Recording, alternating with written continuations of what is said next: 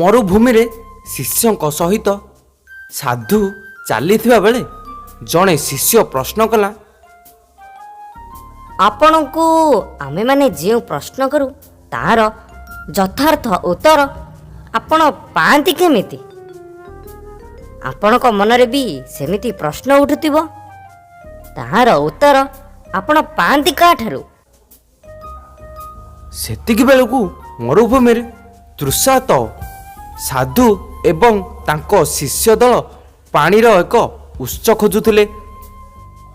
ଅଥଚ ଜଣେ ଅତି ଉତ୍ସାହୀ ଶିଷ୍ୟ ଏମିତି ଏକାଥରକେ 3ଟି ପ୍ରଶ୍ନ ପଚାରିଦେଲା। ସାଧୁ ହଠାତ୍ କହିଲେ, ମିଳିଗଲା।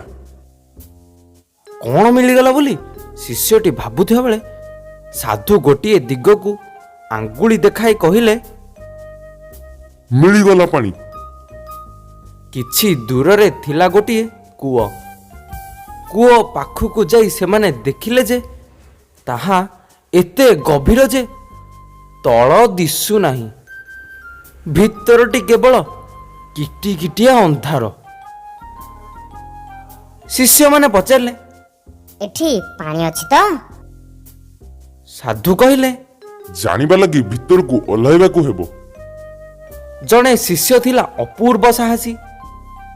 କୂଅ କାନ୍ଥରେ ହୋଇଥିବା ପାଦରଖା ଉପରେ ପାଦ ଦେଇ ଦେଇ ଅତି ସତର୍କତାର ସହ ସେ ଓହ୍ଲାଇଲା। କିଛି ସମୟ ପରେ ସେ ଉପରକୁ ଉଠିଲା। କୂଅରେ ପାଣି ଥିଲା।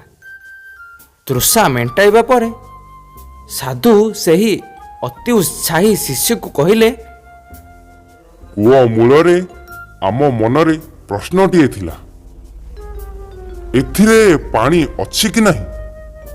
କୂଅ ଭିତରକୁ ଓହ୍ଲାଇବା ପରେ ତାର ଉତ୍ତର ମିଳିଲା। ସେମିତି ସବୁ ଗୂଢ଼ ପ୍ରଶ୍ନର ଉତ୍ତର ପାଇବା ଲାଗି ତୁମକୁ ନିଜ ଆଭ୍ୟନ୍ତରଣକୁ ଓହ୍ଲାଇବାକୁ ହେବ।